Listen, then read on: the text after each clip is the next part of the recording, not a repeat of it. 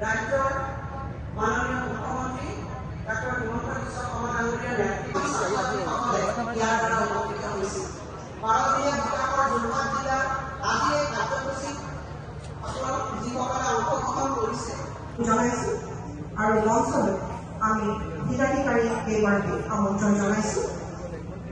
মঞ্চলৈ আহিব লাগে শ্ৰীমতী বিস্মিতা গোহাঁই PMFM আঁচনিৰ অধীনত বীজ মূলধন হিচাপে 40,000 টকাৰ চেক তেখেতে অসমৰ মাননীয় মুখ্যমন্ত্ৰী ডাঙৰীয়াৰ হাতৰ পৰা গ্ৰহণ কৰিছে।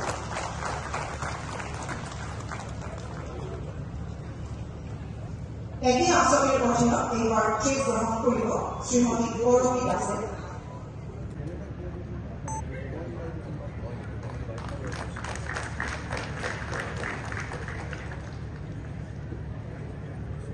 এইবাৰ চেক গ্ৰহণ কৰিব ৰেখাজ্যোতি গগৈ কলিতা।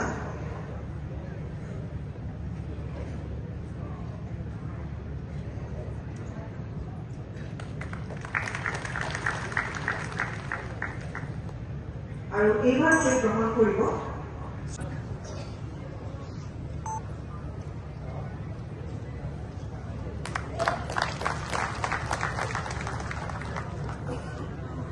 অসম ক্ষুদ্ৰ বিত্ত প্ৰতিষ্ঠান উদগনি আৰু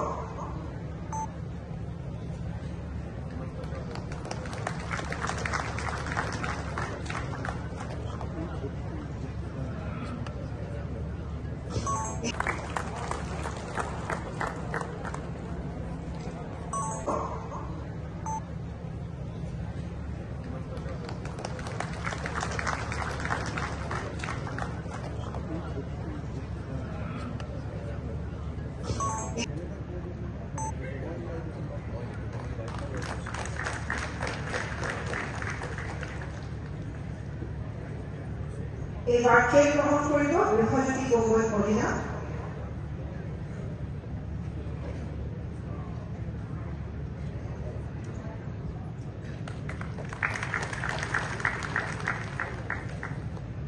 আৰু এইবাৰ চেক গ্ৰহণ কৰিব শ্ৰীমতী পূৰবী বৰা।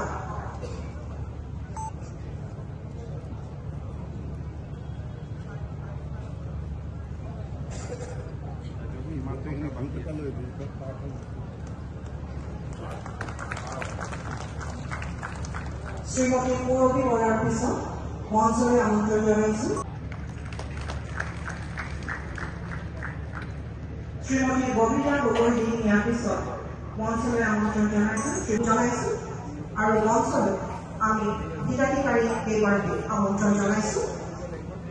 মঞ্চলৈ আহিব লাগে শ্ৰীমতী বিস্মিতা গোহাঁই PMFM আঁচনিৰ অধীনত বীজ মূলধন হিচাপে 40,000 টকাৰ চেক তেখেতে অসমৰ মাননীয় মুখ্যমন্ত্ৰী ডাঙৰীয়াৰ হাতৰ পৰা গ্ৰহণ কৰিছে।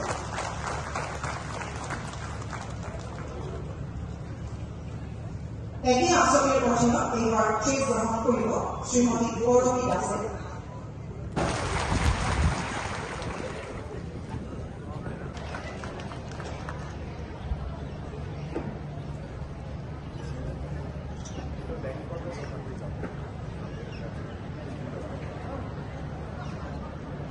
আমি আপনাদেৰ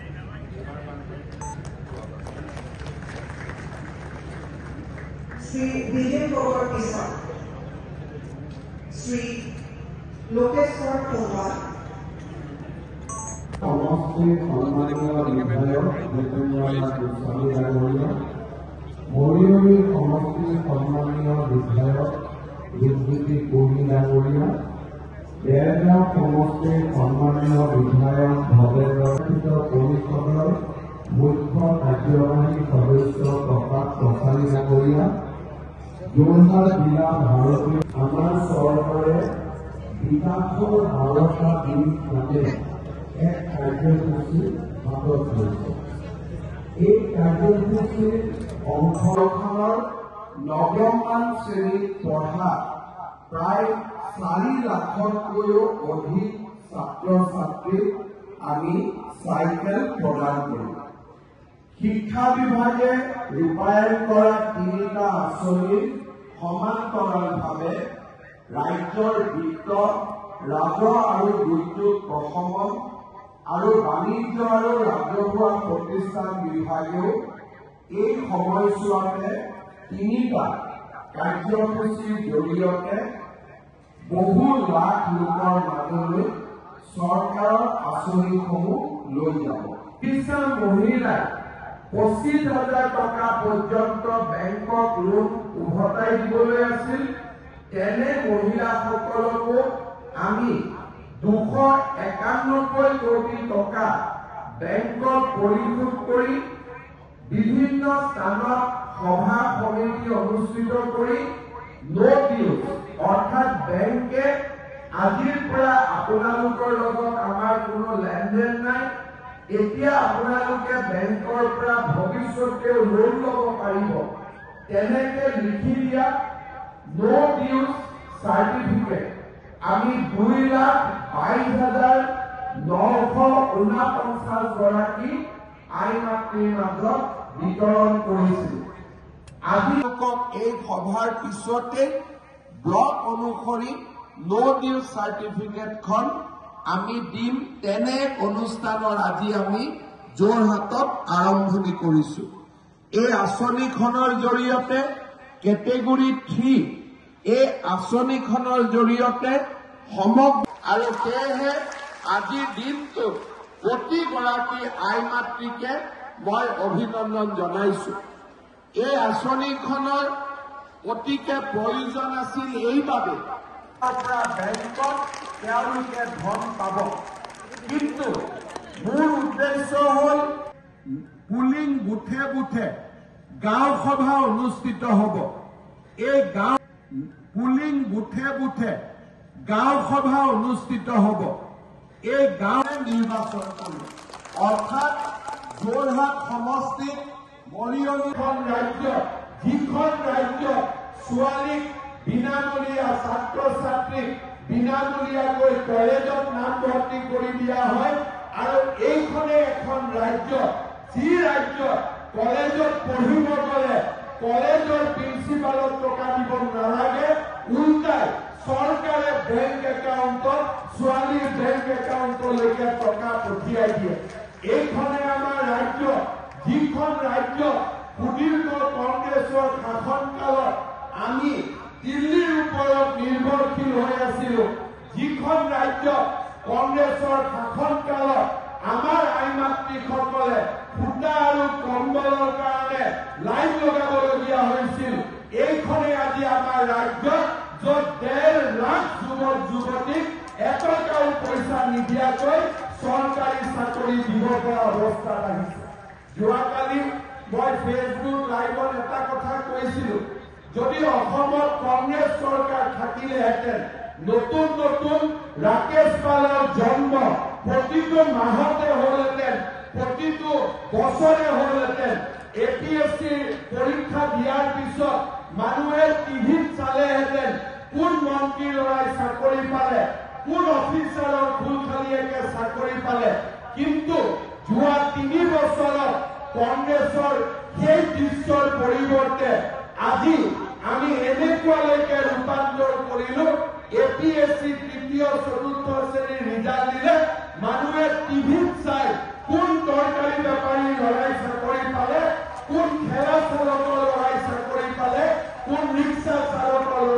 কৰি পালে অসমত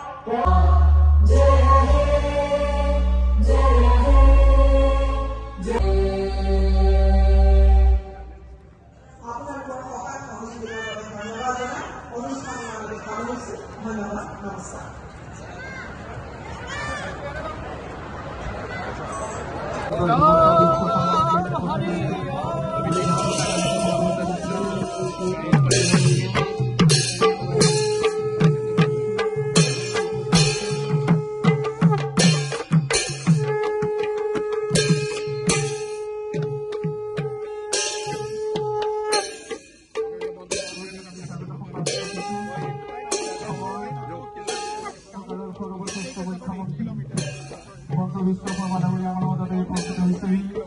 শ্ৰদ্ধা জ্ঞাপন কৰিছো আমি সম্ভাষণ যাচিছো আৰু ইয়াৰ লগে লগে ভূমি পূজন কাৰ্যসূচীত তেখেতসকলে অংশগ্ৰহণ কৰিব মাননীয় মুখ্যমন্ত্ৰী মহোদয়ে ইতিমধ্যে আমাৰ মাজত উপস্থিত হৈ ভূমি পূজন কাৰ্যসূচীলৈ আগবাঢ়িছে লগতে সন্মানীয় জনগোষ্ঠী আমি সকলোকে এই ভূমি পূজন কাৰ্যসূচীত যি আনুষ্ঠানিকতা আছে আনুষ্ঠানিকতাত অংশগ্ৰহণ কৰিবৰ কাৰণে আহ্বান জনাইছো गजानंद भगवान की जय ओम पवित्र सर्वावस्थांगतो बियाये समरेत पुंडरीकाक्षं शिवाय वेन्द्र पुंडरीकाक्ष पुनार्दो पुंडरीकाक्ष पुनार्दो हरिः ओम स्वस्ति न इन्द्रो विदर्शवाः स्वस्ति नः पूषा विश्ववेदाः स्वस्ति नक्षारक्षो अरिष्टनेमिः स्वस्ति नो बृहस्पति ददार्तो पयः प्रतिभां पयो कदीपूकयो दिवन्तरिक्षे पयोधाः पयस्पतिः प्रतिदः शङ्कुमयं विष्णोरराटमसि विष्णोः सन्मद्रे पते प्रतिजानीयं स्वाङ्कावेशो अनभियो भवान् यत्वे महे प्रतितन्नो जुगसुसन्नो भवति पदे सञ्चतुष्पदे ओम वास्तु पुरुषाय नमः लक्ष्मीनारायणाभ्यां नमः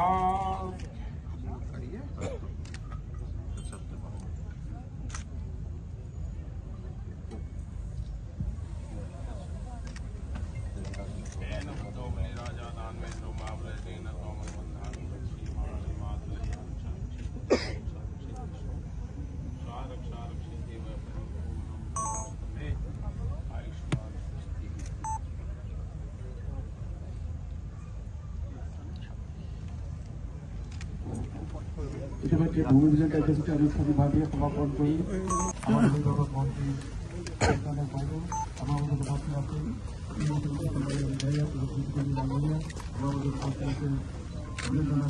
मंगलम भगवान विष्णु मंगलम गुरुदेव मंगलम पुंडरीकाक्ष मंगलाय स्तनो हरि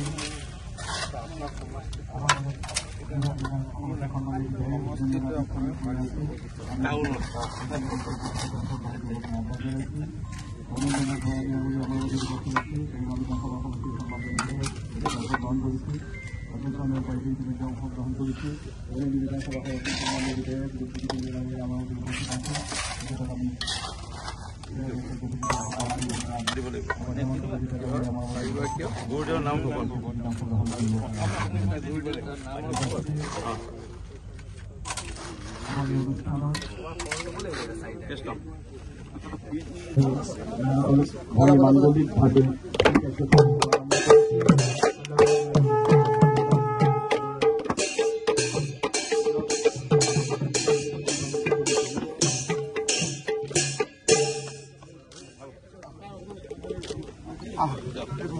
মোচন কৰি আমাক উপকৃত কৰাৰ বাবে অশেষ ধন্যবাদ জ্ঞাপন অসমৰ মাননীয়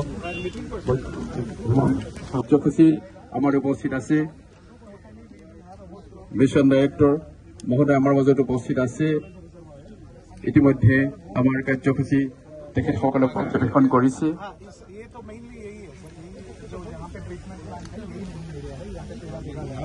यहाँ पे सबके लिए लैंड है सर ऑलरेडी म्यूनिसिपैलिटी का जो लैंड है यहाँ पे इनका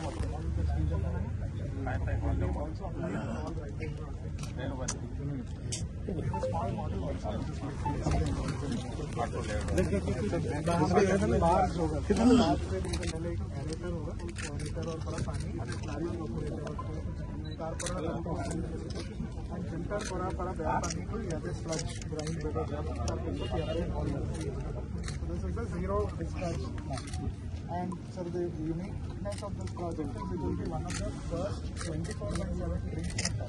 So manure in Mijor they don't need to invest in any filtration and they will get water whenever they want. So they don't need to build any overhead tank. And it will be আজি বিকাশৰ বাবে 12 দিন এই কাৰ্যসূচীটো যোৱা 11 তাৰিখে আমি গুৱাহাটী মহানগৰীত আৰম্ভ কৰিছিলোঁ আৰু সেই কাৰ্যসূচীৰ অংশ হিচাপে যোৰহাটত আজি আমি 3টা বিশেষ কাৰ্যসূচী ইয়াতে ৰূপায়ণ কৰি ৰাজ্যৰ বিশেষকৈ মহিলা সমাজক আমি উপকৃত কৰিছোঁ। এটা হ'ল যিসকলে মাইক্ৰ' ফাইনেন্সত 50,000 টকা পৰ্যন্ত ঋণ লৈছিল আৰু ঋণ উভতাই দিব পৰা নাছিলে, আজি চৰকাৰে তেওঁলোকৰ ঋণ আমি উভতাই দিলোঁ আৰু তেওঁলোকক আজি ইয়াত আমি নো ডিউজ চাৰ্টিফিকেট দিম যাতে ভৱিষ্যতে তেওঁলোকে বেংকৰ পৰা লোন আদি পাব পাৰে আৰু চৰকাৰী আঁচনিৰ পৰাও উপকৃত হ'ব পাৰে।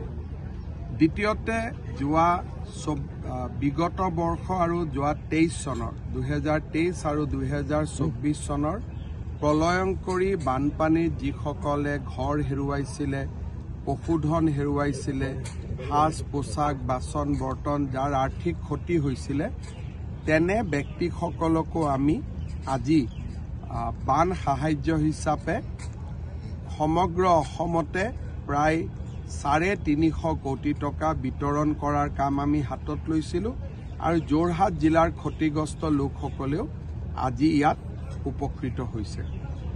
ইয়াৰ লগতে যোৰহাট চহৰত বহু দিনৰ পৰা পানী যোগান সম্পৰ্কে ৰাইজৰ অভাৱ অভিযোগ আছিলে।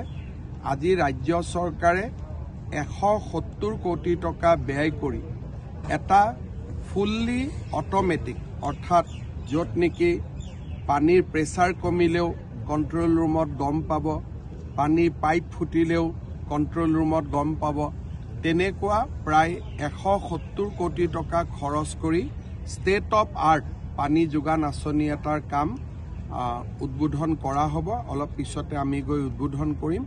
যোৰহাট জিলাত আজি প্ৰায় 15,000 মহিলা আজিৰ এই অনুষ্ঠানটোৰ জৰিয়তে উপকৃত হৈছে আৰু যোৰহাটৰ ৰাইজো পানী যোগান আঁচনিখনৰ পৰা উপকৃত হ'ব।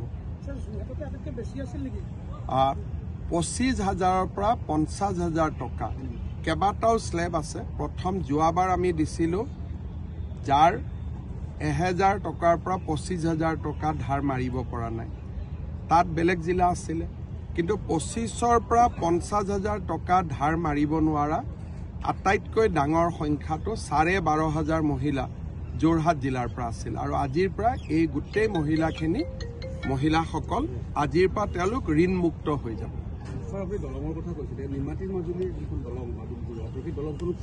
এতিয়া উত্তৰ প্ৰদেশ কৰ্পোৰেশ্যনে দলংখনৰ কাম এৰি দিলে।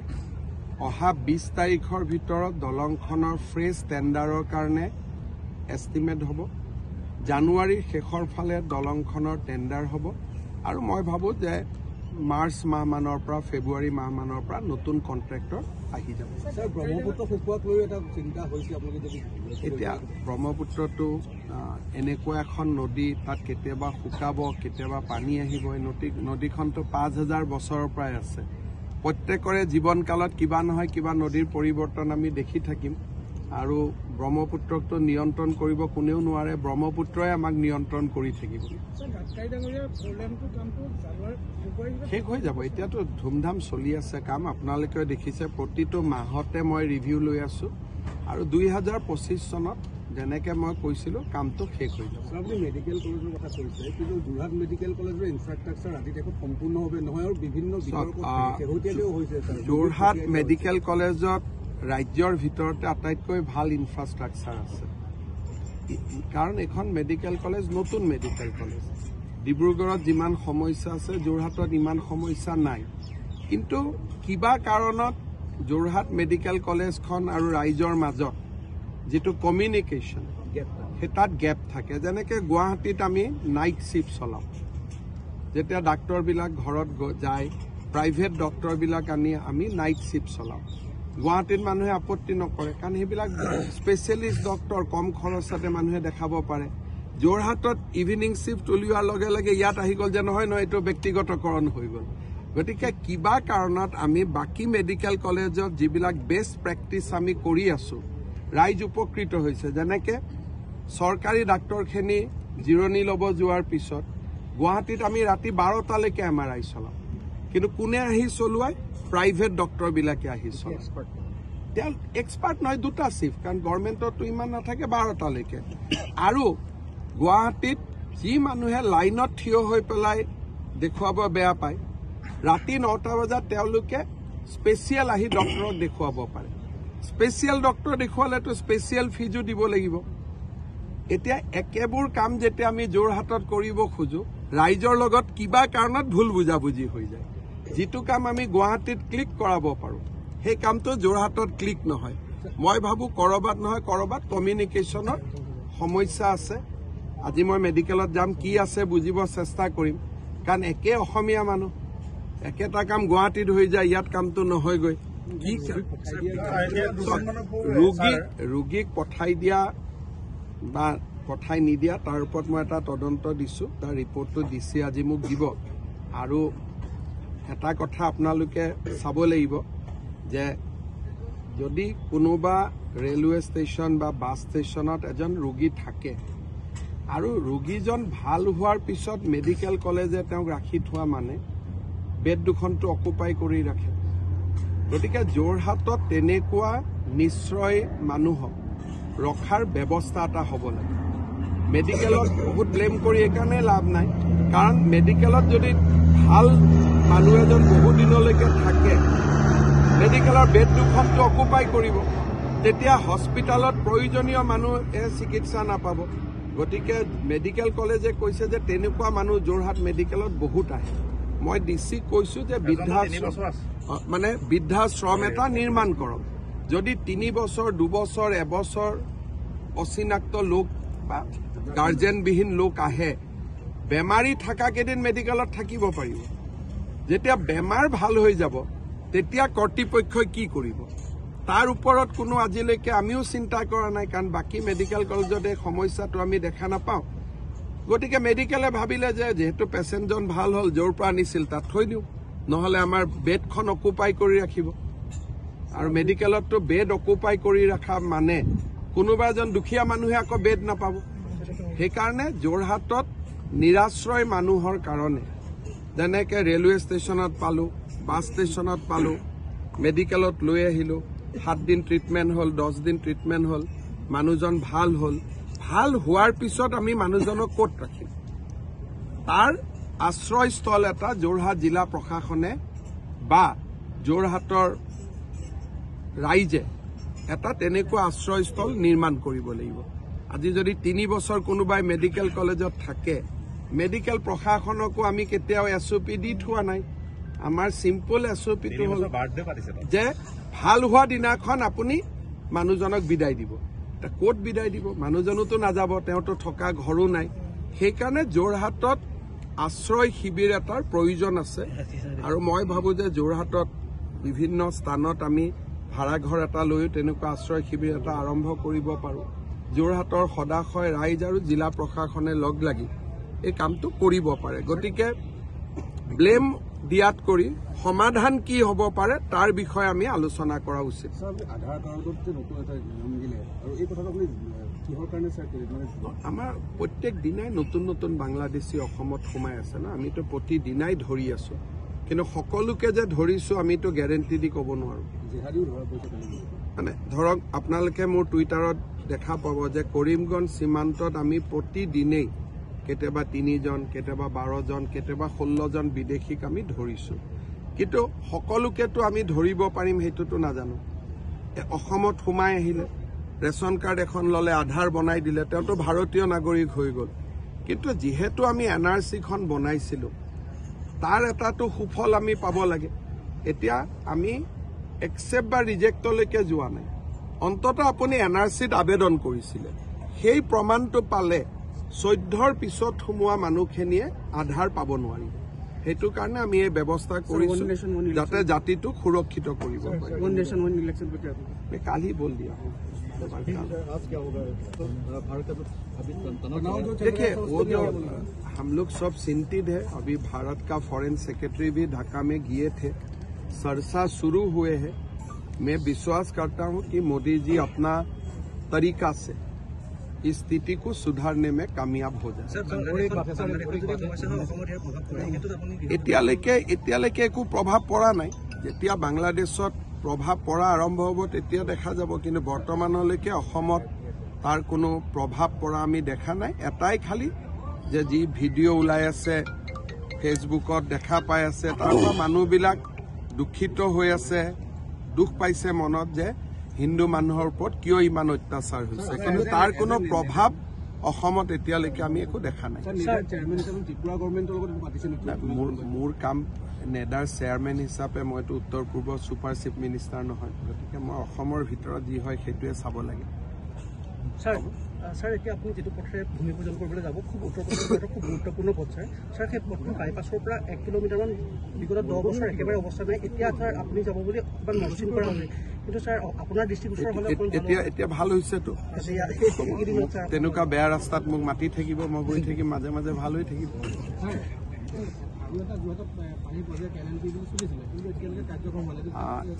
এটা কংগ্ৰেছ চৰকাৰৰ দিনত যোৰহাট তিতাবৰ সামৰি পানী যোগান আঁচনি হৈছিল, তাত পেজ বহুত আছে। সেইকাৰণে আমি এই যিটো নতুন প্ৰজেক্ট আছে 1.5 বছৰৰ ভিতৰত আমি শেষ কৰি দিম। পুৰণাটোৰ বিষয়ে কিবা জানিবলগীয়া থাকিলে মন্ত্ৰী জয়ন্ত মল্ল বৰুৱা আছে, তেওঁক সুধিলে গম পাব, তেওঁক সুধি ল'ব, মোৰ ইমান আইডিয়া।